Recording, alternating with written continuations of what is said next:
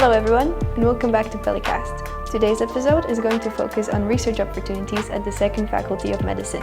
We're going to talk about how to start and how to get involved. Our guests for today are Natali Atfeh from the third year in the International Parallel and Adam Sedlák from the second year in the Czech Parallel. Hope you enjoy.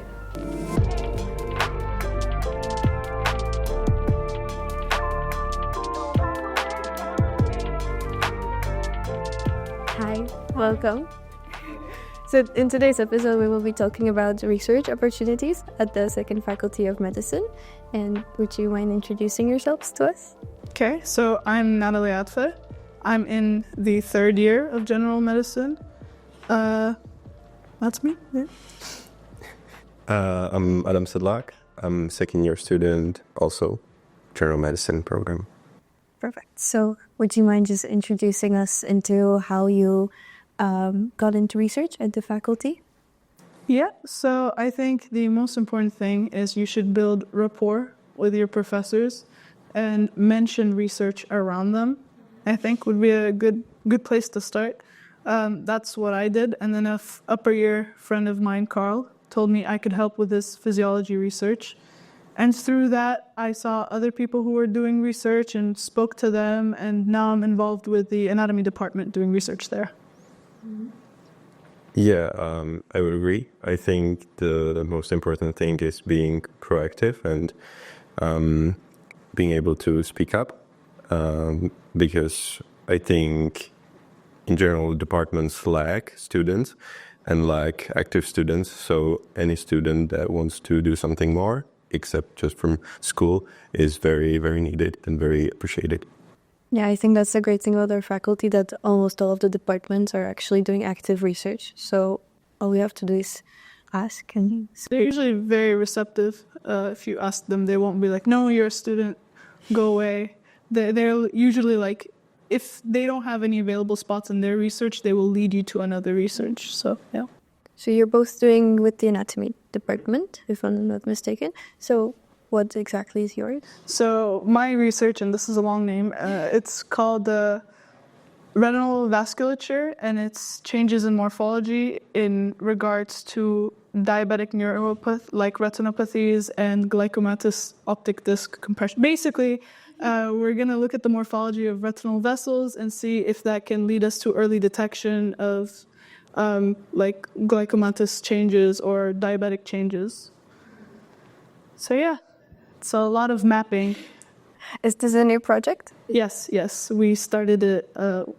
We started the process last year, and we just applied for GAUK earlier. Can you explain to our listeners what GAUK is? Okay, GAUK is the grant agency that Charles University has. I'm sure you know it's a headache. No, but it's nice. You apply. There's a bunch of criteria. And you can apply for a grant, and they will cover your research as well as the conferences and all the other things that you might need. What's your research? Yeah, so I did multiple things, mainly regarding vessels and nerves. But the first project was intracephalous veins. So these are interconnections between both saphenous veins in the leg. And that is successfully finished now. So now I do the deep branches of ulnar nerve and ulnar artery that create a deep palmar arc. And yes, but my research was not funded by any grants. So I'm not that into GAUK. Lucky you. And you're actually... It's a headache. It is a headache. A lot of people work. Your starting story is actually pretty interesting to me. Can you tell us how you got started? Yeah, so I really enjoyed the dissections week in first year. And then especially I really admired demonstrators and lectures. So I asked Professor Kachlik whether it is possible to do something like that to teach being first year student. And he answered yes. So I did some teaching for nurses and physiotherapists. And then I really enjoyed that. So I asked whether I can do something more. And he brought up the research. So that's how I started. So Professor Kachlik is both of you guys' a supervisor, if I'm not mistaken, yeah? So would you say working with him, working with other professors, teachers, is it intimidating? Not really. Like, maybe initially you might be afraid to ask because you might be afraid of them saying no, but like, they're very easygoing. They tend to be, at least, yeah. Yeah, we absolutely agree. I was afraid at the beginning, but I think I kind of pushed through. And then, especially Professor Kachli turned out to be absolutely the opposite what I thought at the beginning. He's very friendly and just nice. I even would say guy. He's just really yeah. It's just very easy to talk to him, and he's very approachable in general. Yeah, most of the anatomy department is very, very sweet. They tend to be scary because, most of them are professors and they're very knowledgeable, and especially when you're being tested by them in the first year, there's that barrier, but they are very lovely. I think that's another really good thing about our faculty is that our professors or teachers, they don't just treat us as students, but they treat us as colleagues, colleague. And our faculty is known for its research opportunities, yeah. And I think this November we had the scientific conference, and if I'm not mistaken, you were presenting. Yes. So I did have a presentation about the intravenous veins, and I think it went well, I guess. The application process was very, very easy. I just applied at the end of August, I think, and I was chosen to have a presentation. You're able to choose whether you want to present or whether you want to have just a poster. So I was a little bit afraid at the beginning to click the presentation option, but then it was like 10 minutes before the deadline of the application, and I said, whatever, let's do the presentation. And I'm very glad I did that because it was great, and a great opportunity and great experience. I don't know if you went to the conference. I did for a little bit. Yeah? Yeah. I had a lot of subjects. So.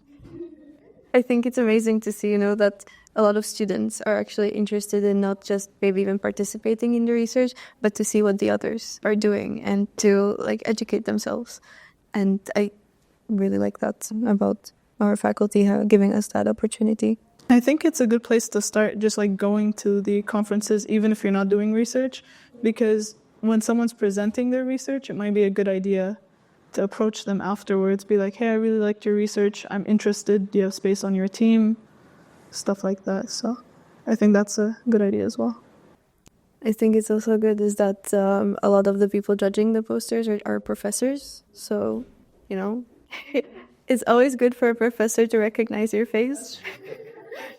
You never know who your examiner will end up being. But yeah, so speaking about conferences, if you do proper research, you're required to present your findings at some kind of conferences over the years.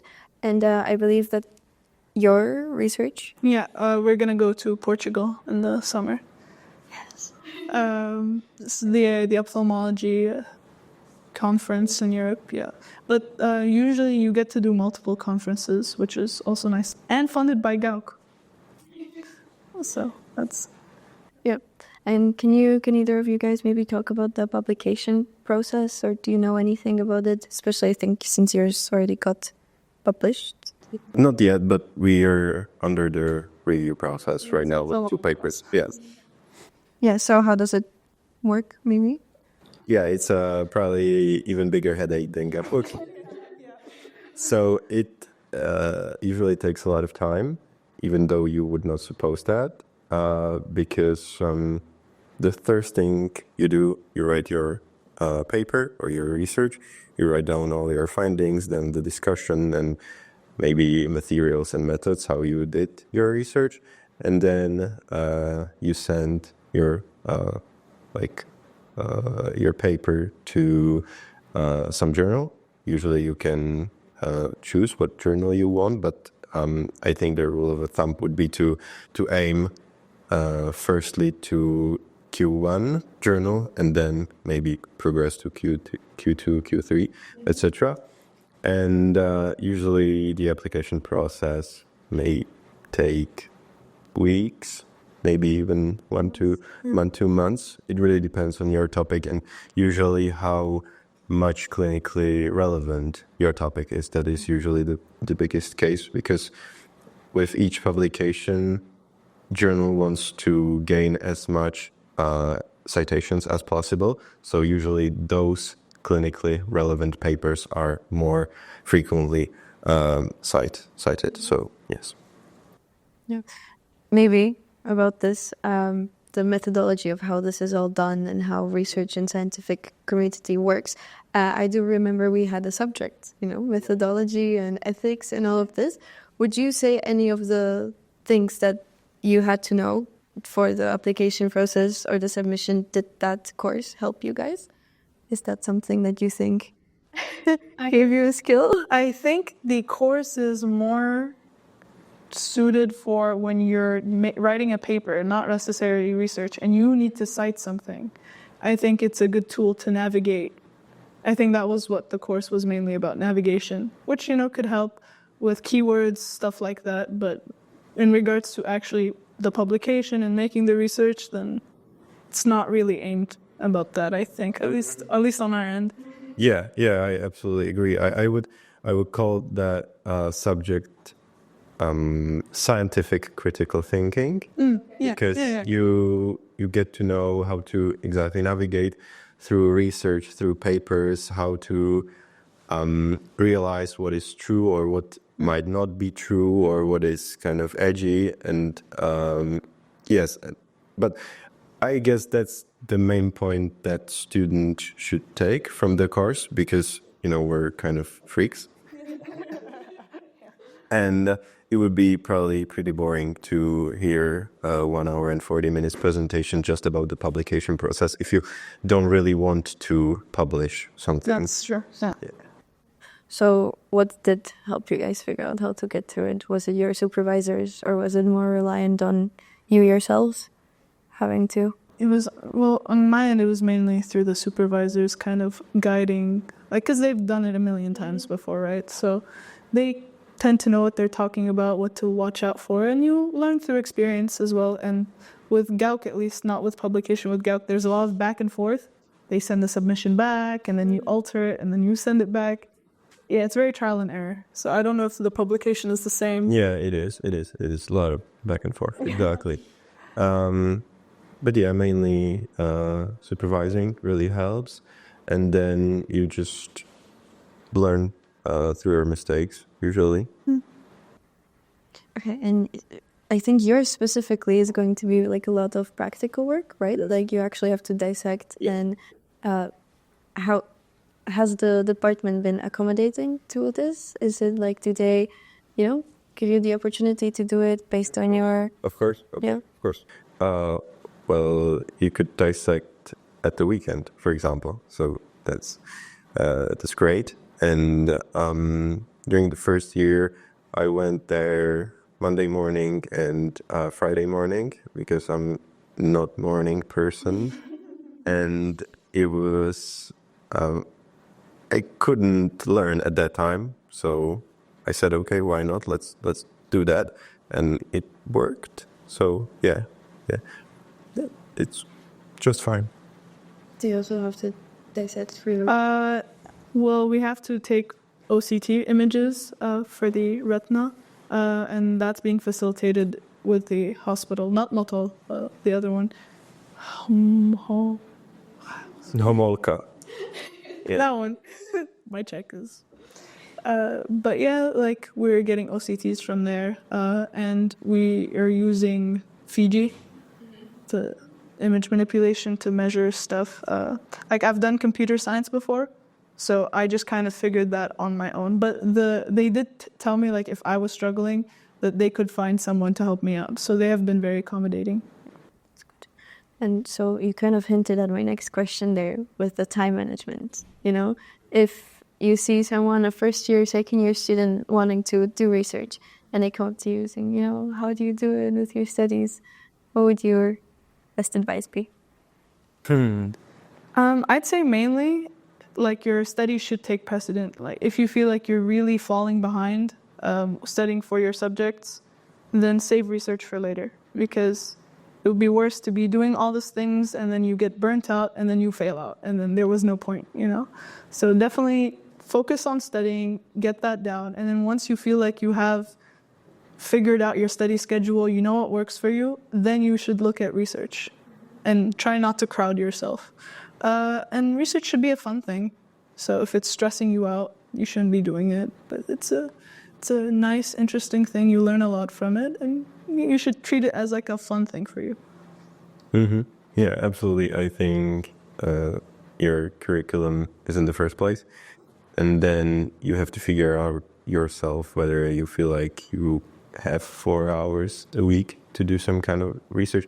I think that's a lot of time, and maybe it's just 4 episodes of your favorite series less, and you can do 4 hours of research per week, and that's a lot. So you have to figure out what are your expectations and what do you want to do in the research. And I really like what you said, it should be fun. So whenever you feel like it's not funny, maybe it's time to leave it for a week or so and then retry again, and I'm sure it's progresses to be better. Yeah. Have you guys ever maybe felt pressure to keep up? Like, is it with the deadlines? Is there a strict regimen that you are expected to follow, or is it more on your own? Like, you get to set your times? Well, like, for the Gauk application, there was a deadline, and we were being cramped for time at the end there, but I wouldn't say it was something I was losing hair over. It was very chill. As long as you're consistently working at it, like small things as you go, then it's fine. But if you leave everything to the end, like, yes, you are going to be stressed out there. Yeah, I don't think there should be rush at all. I think it's about enjoying the process, because once you publish your first paper, where's the end? Is it 1,000 papers? Is it being a professor at the university? So I think it's mainly about enjoying the process and not rushing the publication process. So, yeah. Okay, and I think a very important question for me would be, what was your motivation? Why did you choose to do this? And maybe talk about why you like your project specifically. Okay, so for me, research is a big part, like very important to me. I knew that since I got here, because my end goal, hopefully, I want to set the USMLE and potentially work in the States. And publications and research is very, very important there. So I knew from the get-go that I had to be involved. And I do have a slight bias towards ophthalmology. I really like it. It's something I want to do. So I thought this was, perfect research for me. It's 2 birds with 1 stone, I'm not sure, but I think I like manual work in general. When I was a kid, I had a lot of Lego and this stuff. So I thought that I maybe should give a shot to something manual here as well. And during the dissections week, I really liked the process of dissection. So I was given multiple options by Professor Kachlik, a systematic review or some kind of manual work, and I opted for the manual work because I just enjoy this kind of stuff. But of course, it helps your CV in general, and so much. Yes. And since I'd like to be a neurosurgeon, I think that any kind of activity that Sets you. Yeah. It's very important that changes just your position among all your colleagues and classmates. I think it's also really important to say that if your name has been published on a paper while you're still in medical school, that is a big plus on any job application, any CV, for sure. Yeah. Okay. Do you guys have anything to add, maybe? A bit of advice? Don't be afraid of the teachers.